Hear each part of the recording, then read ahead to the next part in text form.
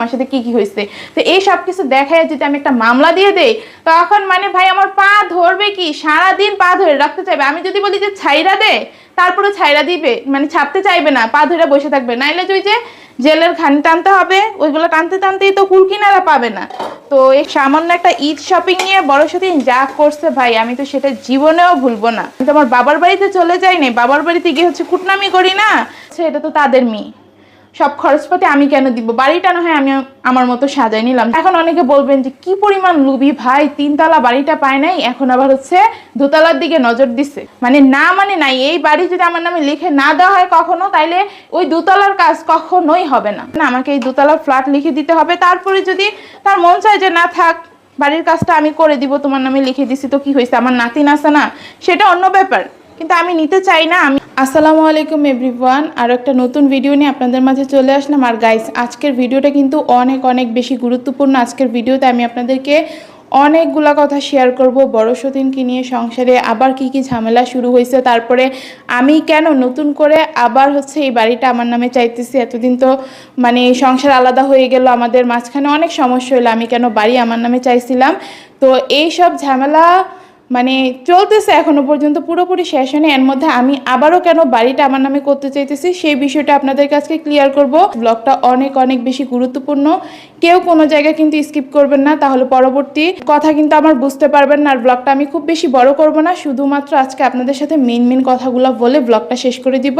সবাই অবশ্যই শেষ পর্যন্ত ব্লগটা দেখবেন। তো গাইজ, বাড়ির কথাটা বলার জন্য 2তলায় চলে আসলাম। আর এই যে ওই পাশে কিন্তু একটা ঘর আছে, সেখানে আলাদা রান্নাঘর, মানে ওয়াশরুম সব কিছুই আছে। শাশুড়ি মা চাইলে নিজের মতো ওইখানে কাজ করে তার মতো ভাড়া দিয়ে দিতে পারবে। আমার শুধু দরকার এই 2তলার এই ভিতরের ফ্ল্যাটটুকু, এখানে মাত্র 3টা রুম আছে।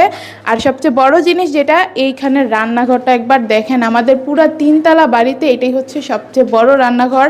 আর আমি যেহেতু একটু ব্লগিং করি, আমার রান্নাঘরের স্পেসটা একটু বেশি বড় প্রয়োজন, তো আমার জন্য এই 2তলাটা একদম ঠিক আছে। আর আছে মাত্র 3টা রুম, 3টা রুমের কাজ করতে মনে করেন যে মনে হয় না আমার 2 লাখ টাকার বেশি লাগবে, কারণ সব কাজই কিন্তু শেষ। এই যে এদিকে সিঁড়ির কাজ শেষ, শুধু ঘরে টাইলসগুলো বসাবো আর ওয়ালে রং করব, জানালাগুলো লাগাতে হবে, ফার্নিচার ফ্যান এগুলো সব কিছু তো আমার আছেই। তো খুব বেশি একটা কাজ বাকি নাই আমার, শুধু আমার মেয়ের জন্য এই 2তলাটা দিয়ে দিলেই হবে।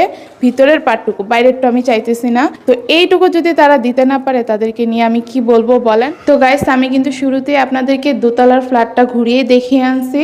এতদিন কিন্তু আমি 3তলা বাড়ি দাবি করছিলাম, তবে এখন 3তলা বাড়ি আমার লাগবে না। আমার শুধু আপনাদেরকে যতটুকু অংশ দেখাইলাম, 2য় তলার ভিতরের ফ্ল্যাটটুকু হইলে আমার চলবে। কি কারণে সে ফ্ল্যাটটা আমার প্রয়োজন, সব কিছুই কিন্তু আপনাদেরকে আমি বলে ফেলছি। এখন আরেকটা মজার কথা আমি আপনাদেরকে বলি, যেটা বলার জন্য একটা পার্থক্য দেখানোর জন্য মেইনলি এখানে দাঁড়াইছি। আগামীকাল থেকে কিন্তু শাশুড়ি মা তার 2তলার কাজটা ধরতো। আর ইতিমধ্যে কিন্তু আমাদের বাড়ির অনেক কাজ হয়ে গেছে, যে সিঁড়ির কাজ, তারপরে কিছুদিন আগে গেটটা লাগানো হয়েছে, গেটের কাজও বাকি ছিল, তো রং করাও শেষ আলহামদুলিল্লাহ। এই 3তলার কিন্তু সব কাজই শেষ, এখন হচ্ছে শুধু 2তলার কাজটা বাকি আছে। তো 2তলার কাজটা করলেই কিন্তু আমাদের 3তলা বাড়ির সম্পূর্ণ কাজ শেষ। এখন অনেকেই বলবেন, আপনার শাশুড়ি যেহেতু আগামীকাল থেকে বাড়ির কাজ ধরতো, তা আপনি বাড়ির কাজটা শেষ করার পরেই বাড়িটা লিখে নিতে পারতেন, আপনার টাকা পয়সা খরচ করতে হতো না, মানে ওই টাকাটাতে আপনি আপনার মেয়েকে নিয়ে কিছু করতে পারতেন। তো তাদেরকে বলি, শুধু তো বাড়ির কাজ শেষ করলেই হবে না, নিজের একটা মনের বিষয় আছে তো, সৌন্দর্যের বিষয় আছে তো। যেমন এখানে একটা পার্থক্য দেখায়, এই যে এই ভিতরের অংশটুকুতে তো আমরা থাকি, এই টাইলসটা দেখেন কালো, আর এই টাইলসটা এটা হচ্ছে শাশুড়ি মায়ের রুম, এদিকে টাইলসটা কিন্তু আবার একটু অন্যরকম, সাদা সবুজ টাইপের, দুইটা কিন্তু 2 রকমের টাইলস। এই টাইলসটা হচ্ছে 120 টাকা ফুট, আর এই টাইলসটা হইতেছে 60 না 70 টাকা ফুট জানি। তো অনেক অনেক পার্থক্য বুঝতেই পারতেছেন। তো আমার 2তলার মধ্যেও কিন্তু শাশুড়ি মা এমনই করবে, যেহেতু 3তলাটায় আমরা থাকি, 2তলায় সব ভাড়াটিয়ারা থাকবে, সব কিছু মিলিয়ে বুঝতে পারতেছেন 2তলার সব জিনিসগুলো একটু কম দামি হবে। এইরকম 60-70 টাকা ফুটের টাইলসই সেখানে বসাবে, ভালো কিছু সেখানে করবে না। তো আমি চাইতেছি যে এখন 2তলার ফ্ল্যাটটা আমি নিয়ে নিই। আর বড় সতীনকে নিয়ে যেহেতু আমার অনেক ঝামেলা, বড় সতীন ওর রেডিমেড 3তলা বাড়িতেই থাকুক, আমি ভাই 2তলায় আমার মতো আমার মেয়েকে নিয়ে থাকতে চাই। আর সেখানের কাজটাও আমি আমার মন মতো করতে চাই। আমি কিছু টাইলস দেখে রাখছি, কোথায় কী রকম টাইলস হবে কি না হবে সব কিছু হচ্ছে আমার দেখা আছে। আর আমি যেই টাইলসগুলো লাগাবো, শাশুড়ির মতো 60-70 টাকা টাইলস লাগাবে এই টাইপের, কিন্তু আমি লাগাতে চাই ভাই 120 টাকা 30 টাকা দামে দেখতে চাইছে, আবার কোনো জায়গাগুলা 150 টাকা ফুটও আছে টাইলস। তো বুঝতে পারতেছেন আমি দোতলাটা আমার মনের মতো করে সাজাতে চাই, যাতে যেহেতু আমি ব্লগিং করি দেখতে মানে সুন্দর লাগে। আর দোতলার বেশি কাজও বাকি নেই, যেটা শুরুতেই বললাম, শুধু দেয়ালে রং করব আর টাইলসগুলো লাগাবো, রান্নাঘরটা সুন্দরভাবে মানে সেট করব, জানালা লাগাইলে আমার দোতলার কাজ শেষ। তো খুব বেশি টাকারও মানে প্রয়োজন নাই, বাবার বাড়ি থেকে এনে সেই কাজটা করতে পারবো। যদি শাশুড়ি মা আমাকে দোতলা লিখে না দেয় তাহলে আমি তাকে হচ্ছে এই বাড়ির কোনো কাজ আর করতে দিব না, এটাই আমার শেষ কথা। আমার মানে তারা আমাকে কেন দিবে না সেটা আগে বলেন। আমি না হলে তাদের ছেলের বউ, আমি তাদের কাছ থেকে কিছু পাইতে পারি না। ওনারা যেটা বলে যে ছেলের বউ হইয়া কেন আমি এসব দাবি করবো, উনি দিলে ওনার ছেলেকে দিবে, নাতিকে দিবে, আমার মেয়ে কি কিছু পায় না?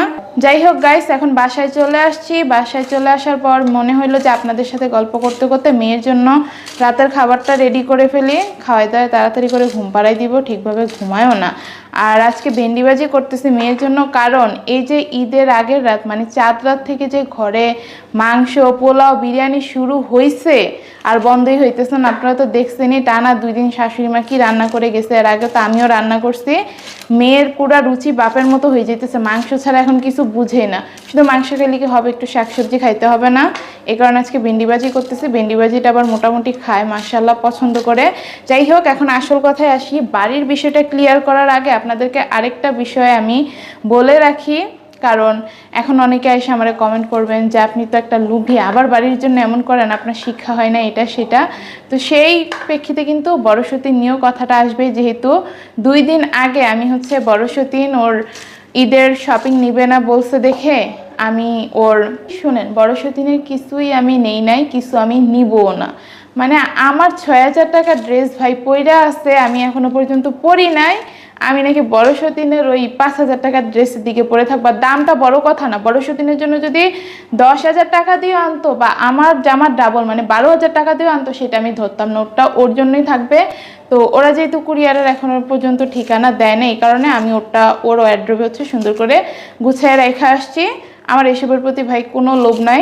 আর এখন হচ্ছে বাড়ির কথায় আসি, যেটা বলতেছিলাম বাড়ি নিয়ে, যে শাশুড়ি মা বাড়ির কাজ হতো তখন আমি নিতে পারতাম, কিন্তু আমি নেই নাই, কারণ আমি আমার মতো করে দোতলাটা হচ্ছে সাজাইতে চাইতেছি। যদি সাজাইতে না পারি, আমাকে দোতলা বাড়ি আমার মতো করে মানে না দেওয়া হয়, তাহলে তো এই বাড়ির কাজ হবে না। যেটা বলে দিছি, আবারও বলতেছি, খুব খারাপ কিছু হবে। কারণ সব সময় সব কিছু বড় বউ, তারপর তার ছেলে, তার নাতি, মানে এইসব নিয়ে কোনো কথা বলতে গেলেও এই সেম কথাটাই বলে যে বাড়ি পাইলে আমার নাতি পাবে, তাহলে নাতনি কোথায় গেল? ওনাদের এইসব কথার কারণে আমার মানে মেয়েটার সেফটির জন্য হচ্ছে বাড়িটা চাওয়া।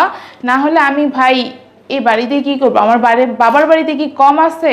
শাশুড়ি মাও কিন্তু নিজের মুখেই বলে যে আমার বাবার বাড়িতে কোনো দিক দিয়ে কম নাই। তো তার এই শুধুমাত্র 3তলা বাড়িটা নিয়ে আমি কি করতাম? এইসব বাড়িটার দিকে লোভ নাই। আর সবচেয়ে বড় কথা হচ্ছে ওনাদের মতিগতি ঘুরে যায়, বড়সতিন তারপরে তার নাতির প্রতি মতিগতি ঘুরে যায়। শুধু সারাদিন বড় বউ, জামাই তো এমনিতেই সারাদিন বড় বউ করে, ছোট বউ যে কি জিনিস, আরেকটা যে বিয়ে করছে তার মেয়ের কি অবস্থা, কোনো দিকেই কোনো খেয়াল নাই।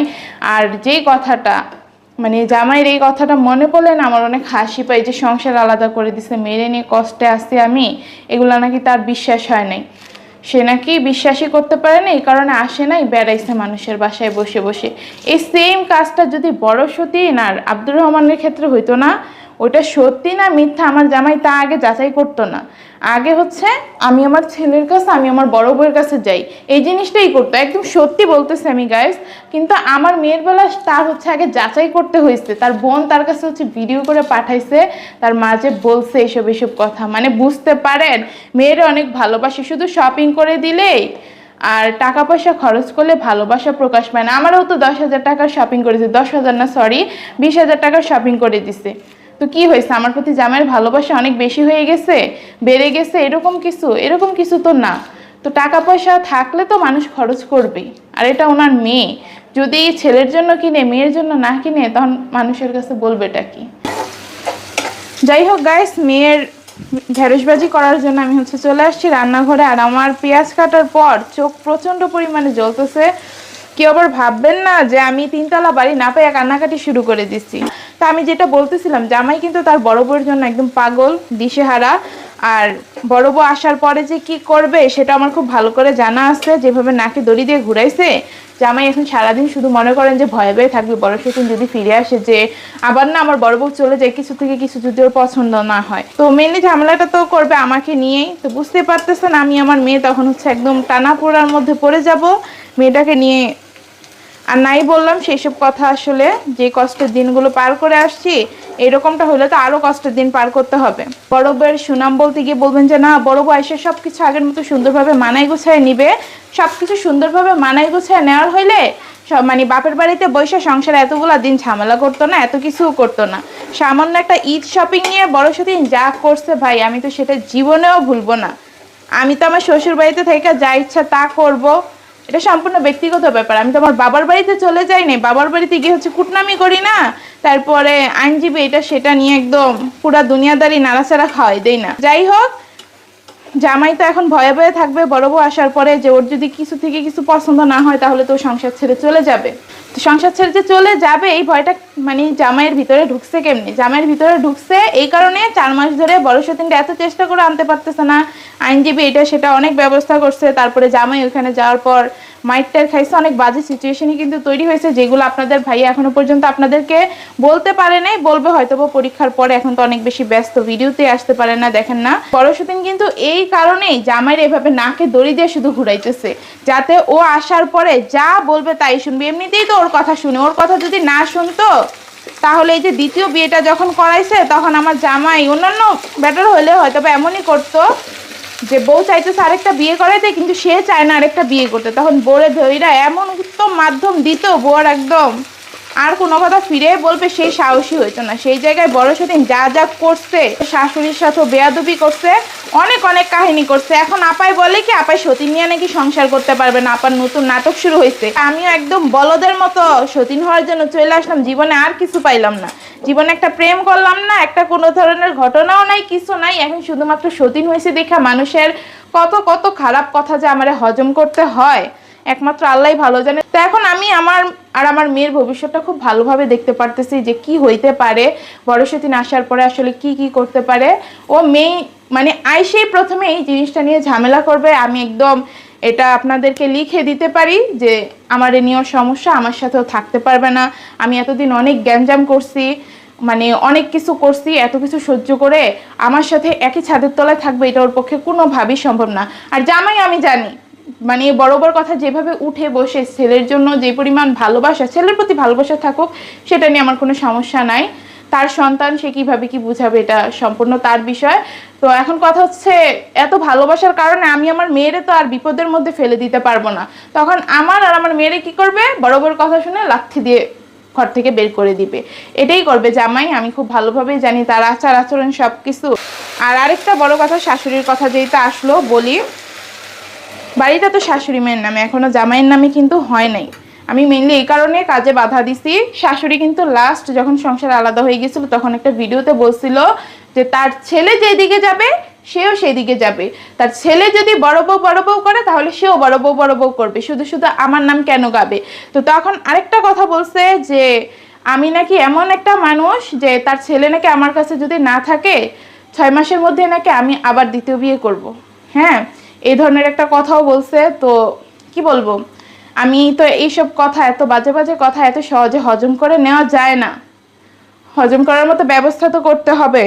তো অনেক কিছু বলছে, কিন্তু অনেক কিছু আমি কিন্তু কিচ্ছু বলিনি, আমার সব মাথায় আছে দেখেই ভবিষ্যতে আরো কি কি সমস্যা হবে সেই সব কিছু মাথায় নিয়ে এখন শাশুড়ি মেয়ের কাজটা হচ্ছে আমি বন্ধ করে দিছি। কালকে থেকে যেহেতু কাজ হওয়ার কথা ছিল, কাজ একবার শেষ করে ফেলে সে সব কিছু তার মতো করবে। মানে কি বলবো, তখন যদি ভাড়া কাজ শেষ করার পরপরই তো ভাড়া দিয়ে ফেলবে, ভাড়া দেওয়ার পরে তো আমার মনে করেন যে ভাড়াটিয়াদের সাথে আমি সেই জোরটা দেখাতে পারবো না। এখন বাড়ির কাজ করে নাই, ফাঁকা পড়ে আছে জিনিসটা, এখন যেই জোরটা আমি দেখাতে পারবো। তো এই কারণে মেনলি আমি হচ্ছে শাশুড়ি মেয়ের বাড়ির কাজটা আটকাই দিচ্ছি। আমি জানি তার ছেলে বের করে দিবে, সেও তখন কিছু বলবে না। এই যে এত ভালোবাসা এখন আমার প্রতি, এগুলা কিন্তু কিচ্ছু থাকবে না আমার শাশুড়ি মেয়ের আমার প্রতি, কারণ তার ছেলে তো বড় বউ করে, সেও বলে দিছে সেও বড় বউয়ের গুণগানই গাইবে। আর তার বড় বউ নাকি অনেক ভালো, খারাপ শুধু আমি তাদেরকে ঠিকমতো খাইতে দেই না, ঠিকমতো পড়তে দেই না, তাদের সাথে জুলুম করে যাইতেছি দিনের পর দিন, এগুলো তো বলছেই। আর নতুন করে কি বলবো, আমার তো সবই শোনা হয়ে গেছে। ভালোই হয়েছে জামাই মাঝখানে কয়েকদিন হচ্ছে মানুষের বাসায় গিয়া বেড়াইছিল, নাইলে এত এত সত্যি কথা আমি কখনোই জানতে পারতাম না যে আমাকে নিয়ে কার মনের মধ্যে কোন ধরনের কি প্যাচ ঘুরে। যাই হোক, কথা এগুলো না, অনেক এক্সট্রা কথা হইতেছে। তো আমি আমার মেয়ের আর কোনো কষ্টই দিব না। আমি আমার মতো ভাই আমার মেয়েরে নিয়ে থাকতে চাই। বড় সতীন আয়সা ওর বাড়িতে রানীর মতো থাকতে ইচ্ছা হয়েছে, ও থাকুক ওর জামাই নিয়ে রানীর মতো। এখন কথা হইতেছে জামাইটা আবার আমি ফেলে দিতেছি না, কারণ আমার মেয়ের তো বাবা লাগবে। বাবা লাগবে দেখি তো আমি এই বাড়িতে থাকতেছি, তাই না? আর তারপরে কথা হচ্ছে এটা তো তাদের মেয়ে, সব খরচপাতি আমি কেন দিব? বাড়িটা না হয় আমি আমার মতো সাজাই নিলাম, যেহেতু আমার নামে দেওয়া হবে, তা এটা তো তাদের মেয়ে। আর আমি দূরে কোথাও নিতেছি না যে আমি দূরে কোথাও নিয়ে যেতেছি তাদের কাছে রাখতে হবে, আমার কাছে রাখলে কেন তারা খরচপাতি দিবে, এইসব কথাও তুলতে পারবে না। আমি এই বাড়িতে থেকেই যা করার সব করব। যাই হোক গাইস, এখন আমি মেইন একটা টপিকে কথা বলে আজকের ভিডিওটা শেষ করে দিব এখানে। তো সেই টপিকটা হচ্ছে, আগের বার কিন্তু আমি 3 তলা বাড়িটা সম্পূর্ণ চাইছি, মানে 3 তলা বাড়ি চাইছি, প্লাস আমাদের সামনে দিয়ে একটু এক্সট্রা 1-1.5 শতাংশের মতো জায়গা ফাঁকা আছে, সেইটা সহ চাইছিলাম। কিন্তু এখন আমি এগুলা কিছুই চাই না, আমি শুধু অতটুকু জায়গায় চাইছি, ওই যে 2 তলার যেটুকু জায়গা চাইছি সেটা আপনাদেরকে একদম শুরুতে দেখাই দিছি। এই কারণেই দেখাই দিছি যাতে আপনারা পরবর্তীতে যে কথাগুলো বলতেছি সবগুলা কথা হচ্ছে ভালোভাবে বুঝতে পারেন। আমি কিন্তু সামনের রুমটাও চাইলে নিতে পারতাম, পুরোটা ফ্ল্যাটও কিন্তু আমি নেই নাই, শুধু ভিতরে যে 2-3টা রুম আছে ততটুকুই নিছি আমার মেয়েকে নিয়ে থাকার জন্য ভাই, এনাফ জায়গা সেটা। তো আর আমি কিন্তু শাশুড়ি মায়ের খরচও বাঁচাই দিছি এখানে, আমার যে লোভী বলেন, শাশুড়ি মায়ের খরচও বাঁচাই দিছি, আমি নিজের টাকা দিয়ে আমার মন মতো করে সাজাবো বলছি। তো যাই হোক, আশা করি এটা নিয়ে আর কারো কোনো সমস্যা থাকবে না। আর তাদের নাতিন হিসেবে আমার মেয়ে তো এইটুকু তাদের কাছ থেকে পাই, যদি সেটা না দেয় আমার মেয়ের অধিকার আমার মেয়েকে, তো তারা বুঝতে পারতেছে না আমি আসলে কতটা খারাপ হইতে পারি আর কি কি করতে পারি আমার মেয়ের জন্য আমি। তো এখন অনেকে বলবেন যে কি পরিমাণ লুবি ভাই, 3 তলা বাড়িটা পায় নাই, এখন আবার হচ্ছে 2 তলার দিকে নজর দিচ্ছে। তখন তো বলছিলা যে তুমি তোমার পায়ের তলায় নাকি সবাই রাখবা, সবার নাকি তোমার পা ধরেই সংসারে থাকতে হবে, ইত্যাদি আরো অনেক কিছু। এখন তুমি 2 তলা ওই ভিতরের অংশটুকুর কথা বলে দেখা যাবে যে পুরা বাড়ি না কখন লেখা নিয়ে নাও। তো তাদেরকে বলি যদি পায়ে ধরা আমার রাখাইতে হয় এই ঘরে মানুষকে, তাইলে আমি এখনো সেটা পারি। এতদিন আমার সাথে যা যা হয়েছে ভাই, এগুলোর তো লাইভ সব প্রমাণ আছে। এখন তো ব্লগিং করি, আগে তো ব্লগ করতাম না, কি হয়েছে না হয়েছে সেগুলো আমি দেখাইতে পারি না, কিন্তু এখন তো আমার কাছে প্রত্যেকটা জিনিসের প্রমাণ আছে, আমি একদম হাতে ধরে লাইভ সবাইকে দেখাইতে পারবো যে দেখেন আমার সাথে কি কি হয়েছে। তো এই সব কিছু দেখাই যদি আমি একটা মামলা দিয়ে দেই, তখন মানে ভাই আমার পা ধরবে কি, সারাদিন পা ধরে রাখতে চাইবে। আমি যদি বলি যে ছাইরা দে, তারপরে ছাইরা দিবে, মানে ছাড়তে চাইবে না, পা ধরে বসে থাকবে, নাইলে তুই যে জেলের ঘানি টানতে হবে, ওইগুলো টানতে টানতেই তো কুল কিনারা পাবে না। তো এইসব কথা আসলে বললেন না, লোক টোক কিছু না, আমি আমার মেয়ের জন্য ভাই সব কিছু করতে পারবো, ওরে আর একটা কষ্ট আমি পাইতে দিব না। আর আমার মেয়েরে যারা এতদিন ধরে কষ্ট দিছে, যারা আজে বাজে কথা বলছে আমাকে নিয়ে, আমার মেয়ের কথা একবার চিন্তা করে নাই, তারা মানে এখন আমার সাথে যতই মিষ্টি মিষ্টি আচরণ করুক, যাই করুক না কেন, আমার মন আর কখনোই গলবে না। আমার এগুলো সব সময় মাথায় থাকবে, কারণ তারা আমার কলিজার মধ্যে গিয়ে আঘাত দিছে। আমার যে কষ্ট দিছে সেগুলো আমার কষ্ট মনে হয়নি, আমি সব ভুলে যাই, কিন্তু আমার মেয়েরে কষ্ট দিছে সেটা দিয়ে আমার একদম কলিজাটা ছাড়খাড় করে দিছে। তো তাদের বললাম না আর কিছু, আমার মাফ কখনো আসবে না তাদের জন্য, মেয়েটারে এত কষ্ট দিছে। যাই হোক, আমি তারপরেও চাই সব কিছু ভালো থাকুক, ভালোভাবে থাকুক। তো এখন বাকিটা আমি জানি না, তারা যদি ভালোভাবে সব কিছু চায় তাহলে ভালোভাবে আমারে সব কিছু করতে দেখ, নাইলে তো আমি বলছি ভাই এই বাড়ির কোনো কাজ আমি আর করতে দিব না, মানে না মানে নাই। এই বাড়ি যদি আমার নামে লিখে না দেওয়া হয় কখনো, তাইলে ওই 2 তলার কাজ কখনোই হবে না। এটা আমি একদম বলে রাখলাম আপনাদের কাছকে, কখনো এই বাড়ির কাজ হবে না, আমাকে এই 2 তলার ফ্ল্যাট লিখে দিতে হবে। তারপরে যদি তার মন চায় যে না থাক, বাড়ির কাজটা আমি করে দিব, তোমার নামে লিখে দিছি তো কি হয়েছে, আমার নাতিন আছে না, সেটা অন্য ব্যাপার। কিন্তু আমি নিতে চাই না, আমি আমার বাবার বাড়ি থেকে টাকা এনে নিজের মতো করেই সব কিছু করতে চাই, তাদের আর আমি কোনো পা ধরাধরিতে যাইতে চাই না। যেই নাটকটা দেখাইছে ভাই, মেয়েটারে নিয়ে কি পরিমাণ কষ্টে দিন পার করছে, ওইগুলা মনে হলে আমার এখনো মানে কান্না চলে আসে। আমার মেয়েটারে আমি কিচ্ছু দিতে পারিনি, ও ডিম খাইতে খাইতে ওর অ্যালার্জি বেড়ে ও পুরাটা শরীরে যে কি অবস্থা করছে চুলকাইতে চুলকাইতে। আর এমনিতে মেয়েটার রুচি হচ্ছে অন্যরকম, শুধু মাংস খাইতে চাই, যে কয়েকদিন ধরে মাংস খাইছে, এখন আর ওর অন্য কোনো খাবার খাইতে চায় না। তো মানে ওইসব কথা মনে পড়লে একটা মা হিসেবে কলিজার মধ্যে যে কেমন কইরা উঠে, এটা একমাত্র যারা মা আছেন তারাই বুঝবেন। আর যারা মা হওয়ার পরও জিনিসগুলো বুঝেন না, তাদেরকে নিয়ে আসলে কিছু বলার নাই। যাই হোক, আজকের ব্লগটা আমি এখানেই শেষ করে দেই।